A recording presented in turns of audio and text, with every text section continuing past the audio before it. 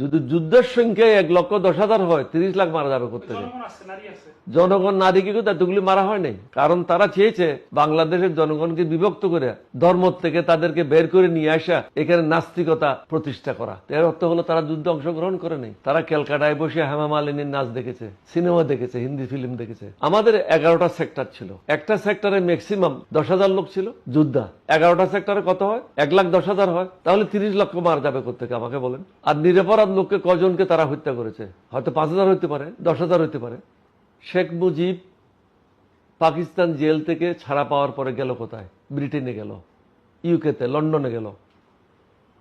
লন্ডনে গিয়ে ওখানে আমাদের খুব প্রসিদ্ধ একজন সাংবাদিক সিরাজুল ইসলাম বিবিসির, ওনার সাথে তার প্রথম দেখা হয়। তিনি তখন সিরাজুল ইসলামকে জিজ্ঞাসা করছেন যে সিরাজ, সবাই আমাকে এক্সেলেন্সি বলতেছে কেন?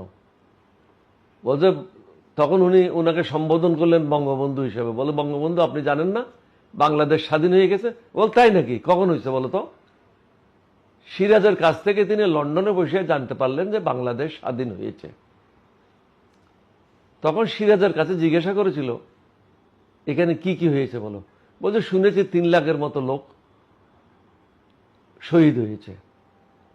তো 3 লাখকে উনি ইংরেজিতে 3 মিলিয়ন বলে ফেলছিলেন। এটাই সিরাজুল ইসলামের বইতে লেখা আছে। আমার 30 লক্ষ লোক তো বিশাল একটা ব্যাপার। হয়তো 10,000 হইতে পারে, 15,000 হইতে পারে, 20,000 হইতে পারে, কিন্তু 30 লক্ষ তো হইতে পারে না। 30 লক্ষ লোক শহীদ হয় না, এটার আসলে যুক্তি কি? হয় না এর পেছনে গল্প? আপনাকে তো যুক্তি তো দিলাম, আপনাকে আর কিভাবে বলবো? যুদ্ধের সংখ্যা ছিল 1,20,000-এর বেশি না, 1,10,000-এর বেশি না, তাহলে এত লোক মারা যাবে কোত্থেকে যুদ্ধে? আর নিরপরাধ লোককে কজনকে তারা হত্যা করেছে? হয়তো 5,000 হইতে পারে, 10,000 হইতে পারে, লক্ষ লক্ষ লোককে তো হত্যা করে নাই। এটা হলো ভারতের বয়ান, শেখ মুজিবের বয়ান, শেখ হাসিনার বয়ান, বাংলাদেশের জনগণকে বিভক্ত করার জন্য।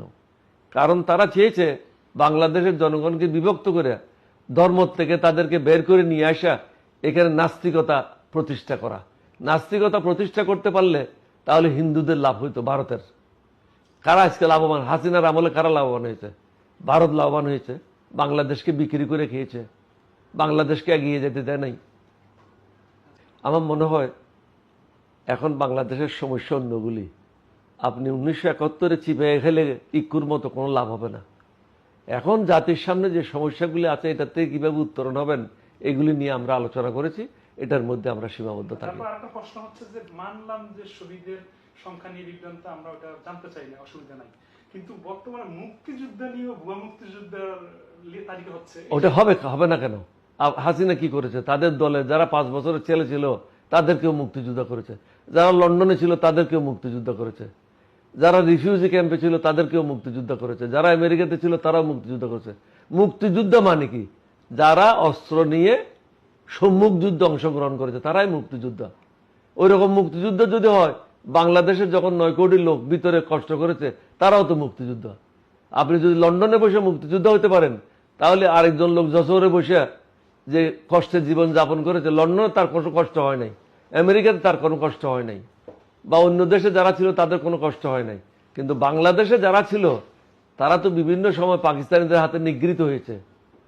সুতরাং তাদেরকেও মুক্তিযুদ্ধ বলতে হবে। মুক্তিযুদ্ধের সংজ্ঞাটা আপনাকে বুঝতে হবে।